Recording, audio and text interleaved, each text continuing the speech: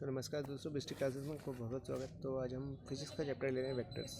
तो वेक्टर्स क्या होते हैं आइए जानते हैं। भैया फिजिकल एनालिसिस में वेक्टर्स राशि कौन सी है, स्केलर राशि कौन सी है वो जानते हैं, ठीक है। तो पहले हम डिवाइड कर लेते हैं। सबसे पहले फिजिकल जो क्वांटिटी होती है, कौन सी क्वांटिटी, भौतिक जो राशि होती है फिजिकल क्वांटिटीज़ की बात करें।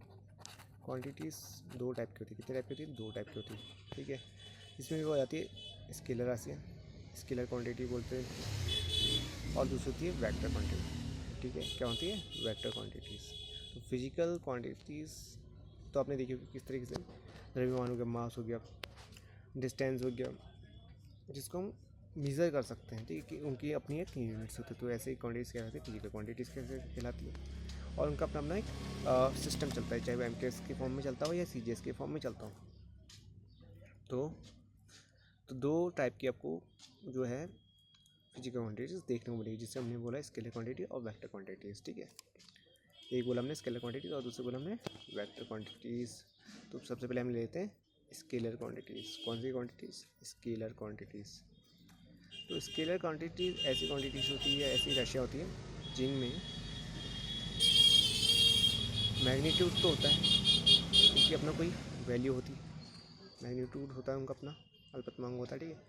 और उनका डायरेक्शन नहीं होता है। क्या नहीं होती? डायरेक्शन के बाद दिशा नहीं होती। वो आपको उसका तो ज्ञान करा देगी, किसका? डायरेक्शन नहीं होती, डायरेक्शन नहीं होती। तो ऐसी राशि क्या कहलाएंगी? स्केलर राशियाँ कहलाएंगी। तो ऐसी राशियाँ जिनमें मैग्नीट्यूड होगा बट डायरेक्शन नहीं होगी, वैसी राशियाँ स्केलर राशियाँ कहलाएंगी, ठीक है। तो ये सीधी बात होगी, स्केलर राशि की है फिजिकल क्वांटिटीज़ में स्केलर राशि भी है। ये दिशाहीन होती है, ठीक है, डायरेक्शन लेस होती है। तो केवल आपको मैग्नीट्यूड का पता चलेगा। और दूसरी राशि होती है वेक्टर राशियाँ, इसको हम बोलते हैं सदिश राशियाँ बोलते हैं। क्या बोलते हैं? सदिश राशियाँ बोला जाता है इनको, सदिश राशियाँ भी बोला जाता है। तो इनमें क्या होता है? मैग्नीट्यूड भी होगा साथ में, मैग्नीट्यूड तो होगा ही, और साथ साथ में क्या होगा?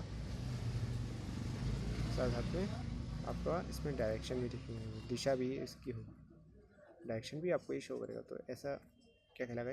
ऐसी राशि क्या कहेंगे? वेक्टर राशि कहेंगे। एग्जाम्पल देते हैं सदिश राशि का, ठीक है। पहले सदिश राशि का एग्जाम्पल देता हूँ, फिर सदिश राशि का एग्जाम्पल दे देता हूँ। यहाँ पर मैं लिख देता हूँ स्केलर क्वांटिटी, ठीक है। इसको उठा देते हैं, साफ कर लेते हैं, देन फिर आप अच्छे से दिखाते हैं।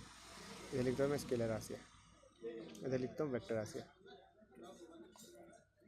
डिफरेंस कर लेते हैं तो ईजी हो जाएगा। तो स्केलर राशि में जिनमें मैग्नीट्यूड है बट डिफरेंस, जैसे आप ले लो टेम्परेचर जैसे 37 डिग्री सेल्सियस है, 37 डिग्री सेल्सियस है। तो इसमें आपको क्या पता चल रहा है? टेम्परेचर की वैल्यू पता चल रही है, ठीक है। हॉटनेस ऑफ द डिग्री या डिग्री ऑफ हॉटनेस या कोल्डनेस जो है वो बदल रहा है, ये बदल रहा है, लेकिन आपको डायरेक्शन थोड़ा बदल रही है, इधर को हॉट है, इधर को कम है, तो इस तरीके से, ठीक है। और वेक्टर में देखूँगा तो ऐसी, जैसे आप ले लेते हैं फोर्स लेते हैं, क्या लेते हैं? फोर्स, बल ले लेते हैं।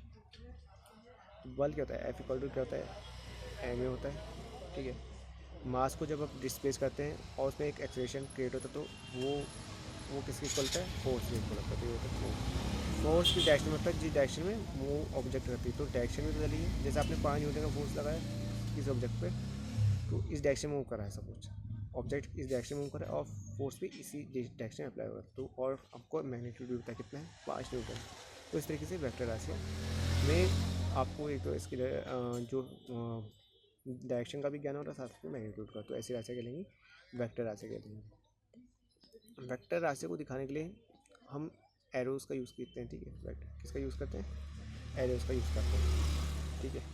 जैसे मैं बताता हूँ, इस फॉर्मूले को देख के बताता हूँ। जैसे मैंने कहा एफ